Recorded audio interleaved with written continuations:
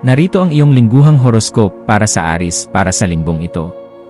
Sa pagsisimula ng linggong ito mula January 11 hanggang January 17, mararamdaman mo ang isang malakas na bugso ng enerhiya na magtutulak sa iyo na maging mas mapangahas sa iyong mga personal na mitiin.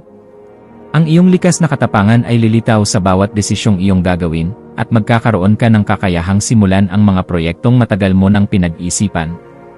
Ang iyong pagiging mabilis kumilos ay magsisilbing inspirasyon sa mga tao sa paligid mo na nagbibigay sa iyo ng pagkakataong mamuno sa isang mahalagang adhikain. Mahalagang gamitin ang siglang ito upang maglatag ng matatag na pundasyon para sa iyong mga plano sa hinaharap. Pagdating sa aspeto ng iyong karera, ang linggong ito ay nagdadala ng mga oportunidad para sa pagkilala at pag-unlad. Magiging matalas ang iyong isipan sa paghahanap ng mga solusyon sa mga komplikadong problema sa trabaho na mapapansin ng iyong mga nakatataas. Huwag matakot na ipahayag ang iyong mga makabagong ideya dahil ang mga ito ay may potensyal na magdala ng malaking pagbabago sa iyong organisasyon. Ang iyong dedikasyon at sipag ay magbubunga ng mga positibong komento na magpapatibay sa iyong posisyon sa kumpanya o negosyo sa buong linggo. Sa usaping pananalapi, kailangan mong maging mas mapanuri sa loob ng 7 araw na ito. Bagamat may mga darating na kita, may posibilidad din na magkaroon ng mga hindi inaasahang gastusin na may kinalaman sa iyong tahanan o sasakyan. Ang paggawa ng isang detalyadong budget ay makakatulong sa iyo upang mapanatili ang balanse ng iyong pitaka at maiwasan ang bigat ng loob sa pera.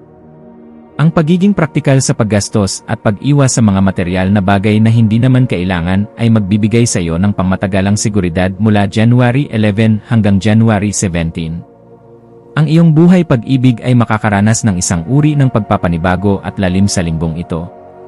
Para sa mga Aries na nasa isang seryosong relasyon, ang paglalaan ng dekalidad na oras para sa pakikipag-usap ay maglalapit sa inyo sa isa't isa ng higit kailanman.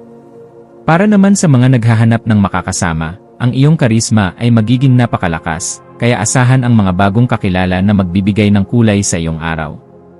Ang katapatan sa iyong nararamdaman ang magiging susi upang makabuo ng isang ugnayang puno ng tiwala at respeto. Sa aspeto ng kalusugan, mahalagang bigyan ng sapat na pahinga ang iyong katawan matapos ang mahabang oras ng pagtatrabaho. Ang iyong enerhiya ay maaaring maging pabago-bago, kaya ang pagkain ng masustansyang pagkain at pag-inom ng sapat na tubig ay napakahalaga upang manatiling malakas. Subukang maglaan ng oras para sa ehersisyo o kahit simpleng paglalakad sa umaga upang mapanatiling maayos ang daloy ng iyong dugo. Ang mental na kalusugan ay dapat ding bigyang pansin, iwasan ang labis na pag-isip sa mga bagay na hindi mo naman kayang kontrolin sa kasalukuyan. Sa pakikipagkapwa-tao, magkakaroon ka ng pagkakataong makilahok sa mga pagtitipon na magpapalawak ng iyong koneksyon.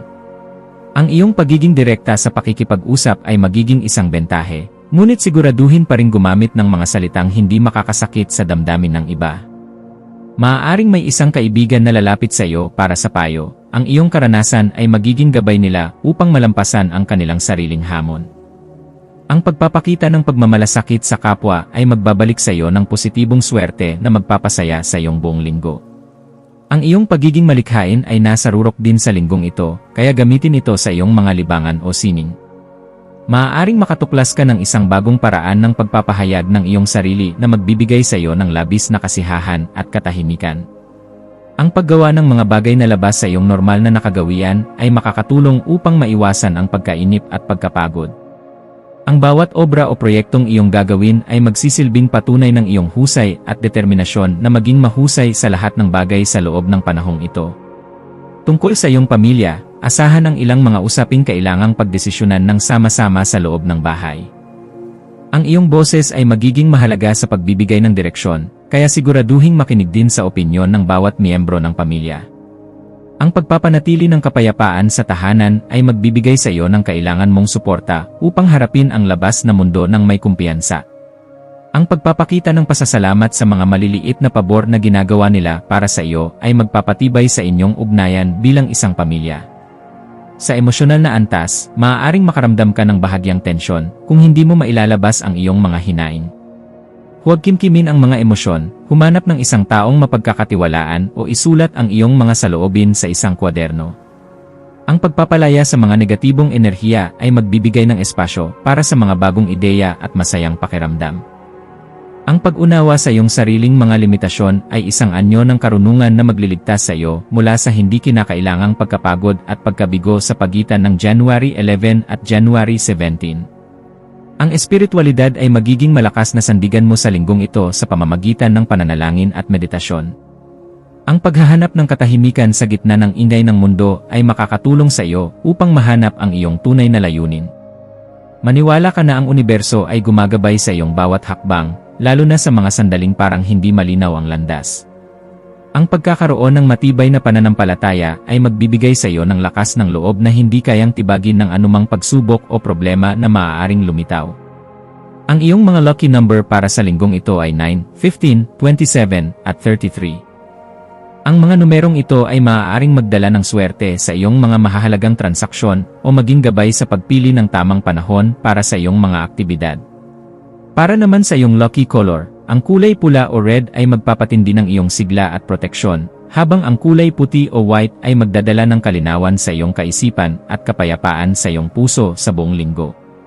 Ang mga dapat mong gawin sa linggong ito ay ang pagsasaayos ng iyong mga dokumento at gamit upang maging mas produktibo ang iyong trabaho. Maging maaga sa iyong mga pakikipagkita at iwasan ang pagiging huli upang mapanatili ang iyong integridad sa harap ng iba. Sikapin ding magkaroon ng oras para sa iyong sarili upang makapag-recharge ang iyong isip at katawan mula sa mga gawain. Ang paggawa ng mabuti sa iyong kapwa ng walang pag-aalinlangan ay magbubukas ng maraming pintuan ng pagpapala para sa iyo. Ang dapat mong ipagdasal ay ang karunungan upang makagawa ng mga tamang desisyon sa gitna ng mga tukso at hamon ng buhay. Ipanalangin din ang kaligtasan ng iyong mga mahal sa buhay at ang patuloy na daloy ng kasaganaan sa iyong tahanan sa darating na mga araw. Humingi ng gabay upang manatiling mapagkumbaba sa harap ng tagumpay at matatag sa harap ng anumang kabiguan. Ang isang pusong puno ng pananampalataya at pag-asa ay ang pinakamabisang pananggalang sa anumang dilim na maaaring dumating. Sa kabuuan, ang Aries ay kailangang maging handa sa mabilis na takbo ng mga pangyayari mula January 11 hanggang January 17, 2026. Ang bawat sandali ay may dalang aral na makakatulong sa iyong pag-unlad bilang isang tao at bilang isang leader sa iyong larangan. Huwag mong hahayaang ang iyong galit o bugso ng damdamin ay manaig sa iyong lohika at pag-unawa sa kapwa. Sa pamamagitan ng pagbabalanse ng iyong lakas at pasensya, makakamit mo ang tagumpay na matagal mo nang pinapangarap. Manatiling nakatutok sa iyong mga pangarap at huwag sumuko kahit gaano pa kahirap ang iyong nararanasan sa kasalukuyan. Ang linggong ito ay isang paalala na ang iyong kapalaran ay nasa iyong mga kamay at ang mga bituin ay gabay lamang sa iyong mahabang paglalakbay. Magtapos ang linggong ito ng may pasasalamat at pag-asa para sa mas magandang bukas na naghihintay sa iyo. Ang iyong katatagan ay ang iyong pinakamalaking kayamanan, kaya ipagpatuloy ang paglakad ng may dangal, katapatan, at pagmamahal sa bawat taong iyong makakasalamuha.